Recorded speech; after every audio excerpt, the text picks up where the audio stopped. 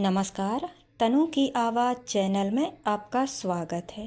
हमारी आज की कहानी है अपने। सुनो बेटा रामेश्वर, आज त्यौहार है। तुम्हारी मैम साहब के भाई भौजाई आ रहे हैं। बढ़िया खाना बनाना, पूड़ी मटर पनीर कचौड़ी थोड़ी खीर भी। उसको बताते बताते ही मेरे मुंह में पानी आ गया। माता जी दही बड़े भी बना लें। इतने व्यंजन कौन खाएगा रामेश्वर? बिटिया तनु का ये प्रश्न मेरे लिए ही था। मुझे समझ आ रहा था, सादा खाना बनाओ। पूड़ी कचौड़ी तो विनोद और उसके बच्चे छूते भी नहीं हैं। बुझे मन से कमरे में आती ही आंसू बह निकले। न गलती बिटिया की है न दामाद की। मुझे ही बहुत कष्ट था बेटा बहू के साथ। तभी तो करीब 1.25 महीने पहले जब तनु मायके आई तो मैंने रो रो कर सारे दुखड़े सुना दिए।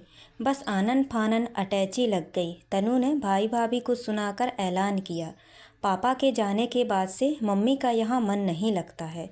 अब वो मेरे घर में रहेंगी। शुरुआत में सब बढ़िया चला। तनु दामाद दोनों नाती आगे पीछे घूमते रहे। उसके बाद मैं और मेरा कमरा। मंदिर जाना हो तो ड्राइवर के साथ जाना, चुपचाप चले आना। बहू के साथ डगमगाती हुई स्कूटी में बड़बड़ाते हुए गिरा न देना, ढंग से चलाओ का आनंद ही कुछ और था। बिटिया के यहाँ जो बने वो खा लो। वहाँ तो नाश्ता खाना अचार पापड़ सब मेरी ही पसंद से। महीने भर पहले तनु की कही बात, मम्मी विनोद ऑफिस से आकर थोड़ी देर अकेले बैठते हैं, आपकी चाय आपके कमरे में भिजवा दी गई है। सुनकर मन में अपराध बोध कौंध गया। बेटे और बहू भी तो कभी अकेले बैठना चाहते होंगे।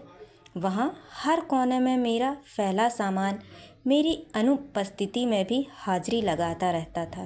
पोते के कमरे में भजन की किताबें, आंगन में सूखती साड़ियाँ, बहू के कमरे में रखी जापमाला, यहाँ एक कमरे में सिमटी मेरी गृहस्थी।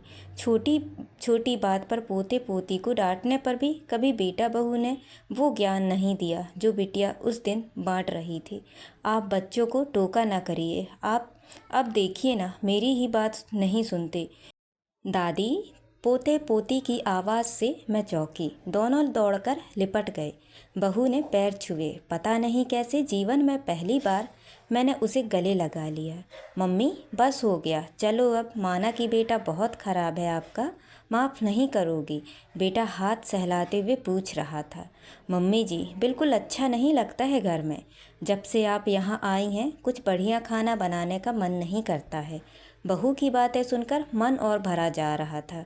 एक संशय अभी भी था। बिटिया बोलकर लाई, मेरे घर चलिए। बेटा कह रहा है मेरे घर चलिए।